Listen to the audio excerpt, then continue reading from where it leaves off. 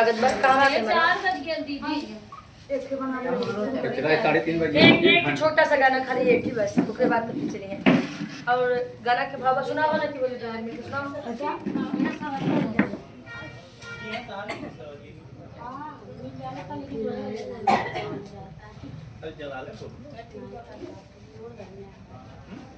हमारे नेनुआ बारे के भाव जाइबा बड़ी हर जाइबा ना।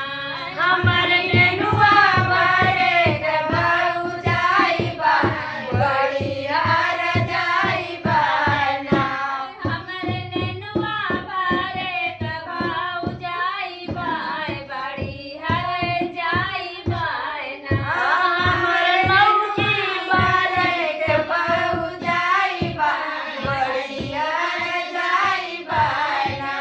खानी दो ना भर मिठाई मुँह में हरदम डोलाई। खानी दो ना भर मिठाई मुँह हरदम डोलाई। जैसे लागल के बाप के कमाई बाय बड़ी हर जाइबा ना।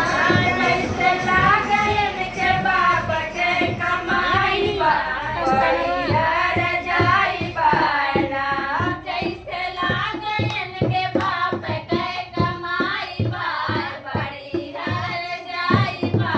जैसे लागल के बाप के कमाई बाय बड़ी हर जाइबा ना। हमर नेवरी भरे के भाव जाइबा बड़ी हर जाइबा ना।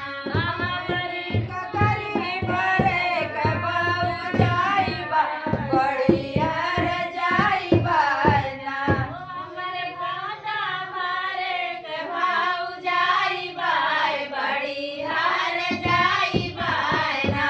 हमर भाटा भरे के भाव जाइबा बड़ी हर जाइबा ना। खानी दो ना भर मिठाई मुँह हरदम डोलाई। खानी दो ना भर मिठाई मुँह हरदम डोलाई। जैसे लागत के भाई के कमाई बाय बड़ी हर जाइबा ना। जैसे लागन के भाई के कमाई बाय बड़ी हर जाइबा ना। जैसे लागन के भाई के कमाई बाय बड़ी हर जाइबा ना। जैसे लागन के भाई के कमाई बाय बड़ी हर जाइबा ना। हमरे भाटा भरे के भाव जाइबा बड़ी हर जाइबा ना। हमरे भाटा भरे के भाव जाइबा बड़ी हर जाइबा ना। हमरे लौकी भरे के भाव जाइबा बड़ी हर जाइबा ना। हमरे लौकी भरे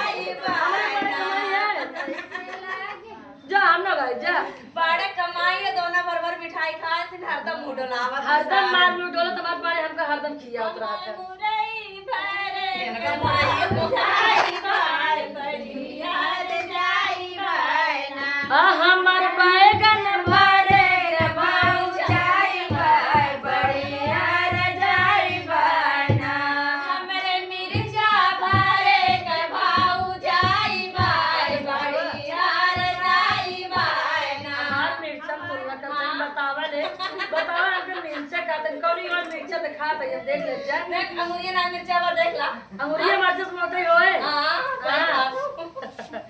तो आप लोग इस वीडियो को शेयर करिएगा बड़ा अच्छा लगा धन्यवाद।